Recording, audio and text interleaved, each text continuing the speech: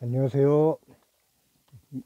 박인철 방송 나는 나 87번째 시간입니다. 음, 지난주에 예고해 드린 것처럼 오늘은 흔히 이제 서울의 봄이라고 얘기하는 80년 봄의 신입생들의 어떤 상황, 이것을 이제 얘기를 할까 하는데요. 그 시대로 살았던 사람들은 누구나 이제 다 아는 얘기지만 80년 5월 17일 날 전국의 계엄이 이제 확대가 되었고, 계엄만 확대된 게 아니라 전국의 모든 대학에 휴교령이 내렸습니다. 저는 이제 5월 17일 날 저녁 때 절에 가서 또 참선을 하고 아침에 이제 나오려고 이제 선생님께 이제 인사를 드렸더니 전혀 뜻밖의 말씀을 하시는 거예요, 선생님이. 이제 내려가겠습니다 하고 이제 인사를 드리니까 니들 학교 다 갔다 이러시는 거예요. 예? 무슨 말씀이세요? 그랬더니 대학 다 문 닫았다는 겁니다. 대학을 문을 닫는다는 게 무슨 얘기인지 그때는 사실 좀 실감도 나지 않았고, 그럼 과연 이게 무슨 얘기인가 싶었죠, 이제. 아무튼 스님이 이제 그렇게 말씀을 하시니까, 다른 때 같으면 이제 그날이 일요일 아침이니까 집에 가서 좀 쉬었다가 이제 저녁 때 기숙사로 들어가서 다음날 또 월요일 날 이제 수업 준비를 하고 이랬었는데, 그렇게 얘기를 들으니까 집에를 바로 갈 수가 없겠더라고요. 그래서 이제 학교로 곧장 갔습니다. 가서 보니까 제일 처음에 이제 눈에 띈 게 교문 양쪽에 탱크가 뚝 버티고 이제 있는 거예요. 탱크 2대가. 그리고 그 탱크를 끝으로 해가지고 군인들이 이제 총을 들고 반원을 그리면서 이제 교문을 가로막고 이제 서 있었고, 또 몇몇 군인은 주변을 이제 왔다 갔다 하고 있는 그런 상황이었습니다. 그러니까 좀 황당했죠. 그러니까 학생은, 학교의 주인 학생은 이제 학교를 못 들어가고, 오히려 주인이 아닌 군인들이 교문을 틀어박고 서 있으니, 이게 도대체 어떻게 되는 상황인가, 이제 좀 황당한 느낌이 들었었죠. 그리고 이제 요즘도 이제 등산 좋아하는 분들은 관악산을 많이 올라가실 텐데, 그때도 이제 5월 중순이면은 등산객들이 굉장히 많이 관악산을 찾는 그런 시기였습니다.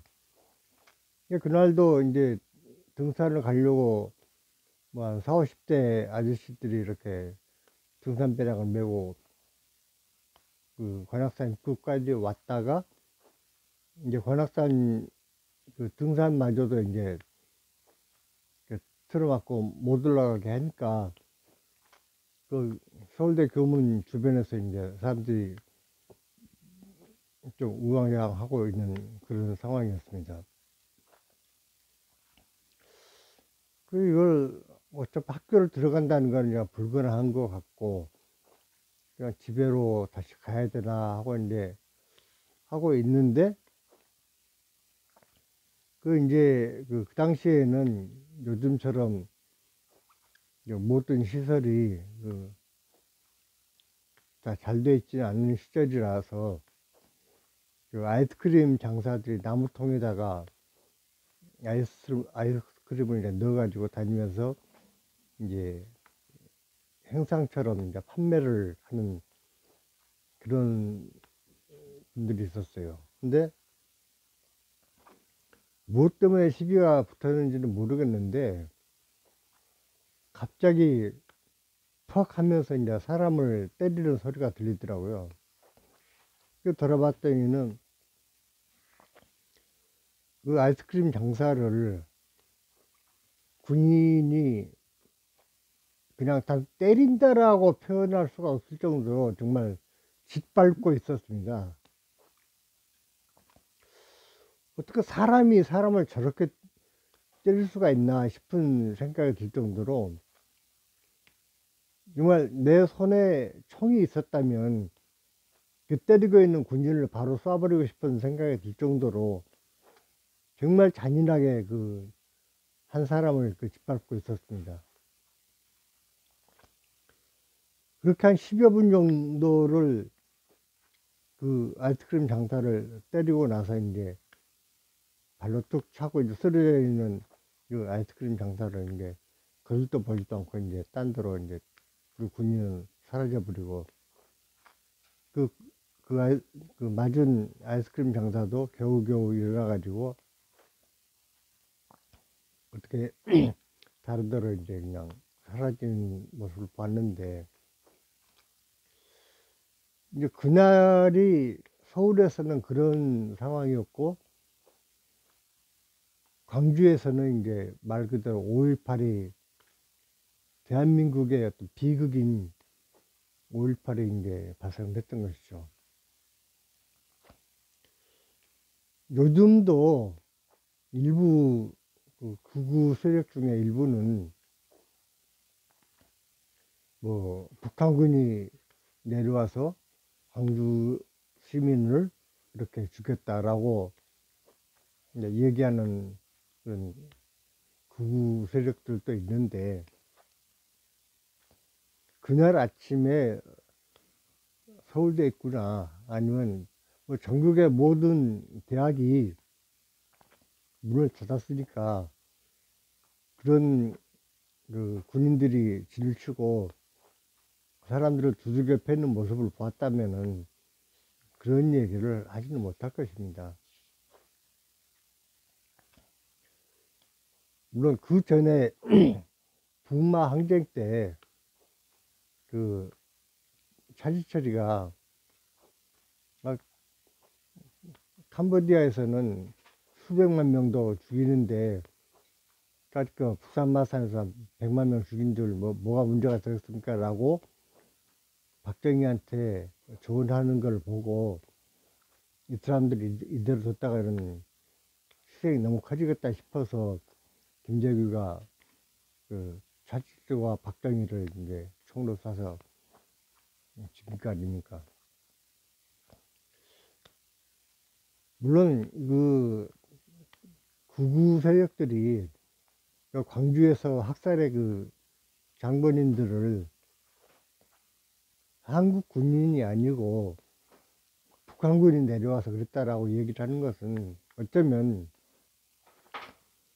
대한민국 군인이 대한민국 국민을 이렇게 무자비하게 폭행을 하고 학살을 했다는 것이 부끄러워서, 아니 창피해서 그렇게 변명을 하고 있는 게 아닌가라는 생각도 듭니다. 물론 전쟁이라는 상황에서는 군인들이 여러분 살인이 자기 임무이기 때문에 이렇게 많은 사람들을 죽일 수 있다고 보지만, 그것도 적군을 죽이는 거지 자기네 나라 국민을 죽이라고 군인이 있는 건 아닐 것입니다. 오히려 자기 나라 군인이 자기 나라 국민을 죽이는 것이 아니라 그 힘없는 그 국민들을 보호하라는 차원에서 국가 폭력을 인정을 해주는 것인데, 보호해야 할 시민을 그렇게 두들겨 패고 죽이고 한 것이 정작 자기 나라 군인이었다고 한다면은 도저히 논리적으로 말이 성립이 되지가 않는 것이죠. 그날 아침에 그러한 그 경험을 하고 나중에 이제 학교가 다시 가을에 문이 열리고 나서 그 기숙사 이제 다시 들어가서 기숙사에 남아있었던 그 친구들의 얘기를 들어보니까, 그러니까 기숙사에 있던 그 사생들은 전부 이제 군인들한테 한밤중에 끌려 나와가지고 뭐 엎드려 있다가 뭐 훈시도 듣고 했다는데, 그 군인들이 차마 입에 담지 못할 그런 끔찍한 만행들을 자랑스럽게 얘기하는 걸 보면서 몸서리를 쳤다는 얘기를 들었었습니다. 그러니까 사실 80년 봄에 그 흔히 서울의 봄이다라고 얘기를 하는데, 결코 그때는 그 서울의 봄이 아니었습니다. 79년, 그러니까 12월 12일 날 12.12 사태가 이제 터지면서 전두환이 이제 권력을 장악을 하고, 말하자면은 정식으로 이제 국민들 앞에 권력을 그 잡기 위해서 나타나기 위한 그 시간을 벌기 위해서 잠시 몇 달 동안 뭐 학생들 시위도 풀어주고 기회를 엿본 게 아닌가라는 생각이 드는 것이죠. 그러니까 이미 권력의 향배는 결정이 되어 있는 상태에서 학생들은 물론 이제 시민들도 가설을 했겠지만 서울역을 서울역 앞에 광장을 완전히 꽉 채우면서 시위를 했었고, 5.17 직전에 군부의 조짐이 심상치가 않다라는 판단을 하에서 이제 우리는 철수하자, 더 이상 여기서 사회를 혼란하게 했다가는 군부에 빌미를 줄 수 있겠다 싶어가지고 시위를 자제하려고 했었는데, 물론 그 전에도 대한민국의 그 모든 시위 문화가 그렇듯이 그야말로 비폭력으로 평화적인 그 시위를 쭉 하다가 이제 그거마저도 이제 멈추려고 했었는데, 그 타임에 전두환이는 전국의 그 계엄령을 확대하고 전국의 대학을 또 문을 틀어막고 그러면서 이제 권력 장악을 했던 것이죠. 그렇게 그러니까 80학번 신입생들은 입학하자마자 이제 시위에 늘 그 따라다니다가, 그러니까 2달, 그러니까 3, 4월 하고 2달 반 남짓 학교 다니고는 이제 학교를 못 다니는 시대가 되어버렸습니다. 1학기를 이제 2달 반 만에 이제 멈추게 되니까 학교에서는 이제 그 후에 과제물을 주로 이제 발송을 해서 그 과제를 제출한 걸 보고 이제 그 과제물로 이제 학점을 매기는 그런 참 웃지 못할 상태가 되었던 것입니다. 결국 여름방학을 지나고 9월 중순이 되어서야 이제 개교를 해서, 그러니까 개교하자마자 바로 이제 2학기 수업이 이제 시작이 됐던 것입니다. 그러니까 그 대학이라는 것이 뭐 여러 가지 그 낭만을 얘기하고 그 학문의 어떤 그 탐구를 하는 그러한 그야말로 상아탑이 되어야 되는데, 80년에 그 대학은 끔찍한 폭력과 살상의 현장이 되어버렸던 것이죠. 얼마 전 우리가 그 전혀 전시가 아닌 상태에서 느닷없이 비상계엄을 그 터뜨리는 상황을 지켜보았고, 물론 그것이 불법이라는 것이 이제 국민들 누구나 인정하는 부분이었기 때문에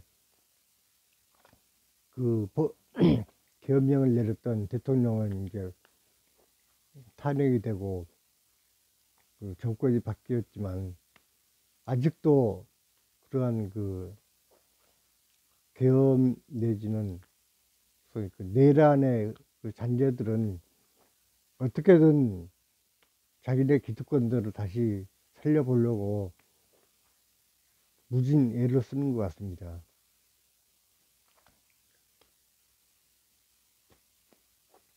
개혁이 혁명보다 어렵다라고 하는 얘기가 바로 오늘날 대한민국의 현상을 놓고 하는 얘기가 아닌가라는 생각도 듭니다.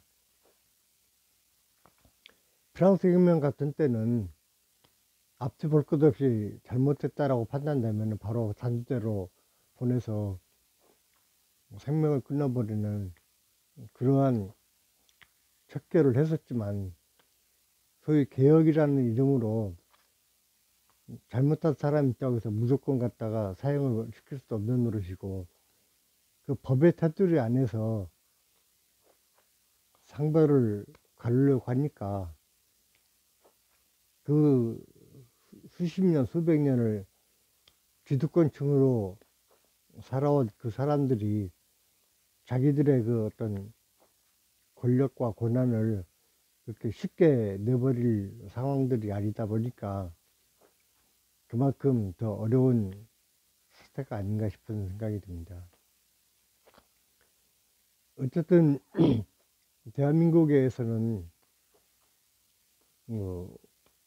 수많은 그러한 권력의 횡포와 또 시민들의 저항이 또 민주 국가를 만들어 왔고 그런 한편에서 또 경제도 발전시켜 왔기 때문에 앞으로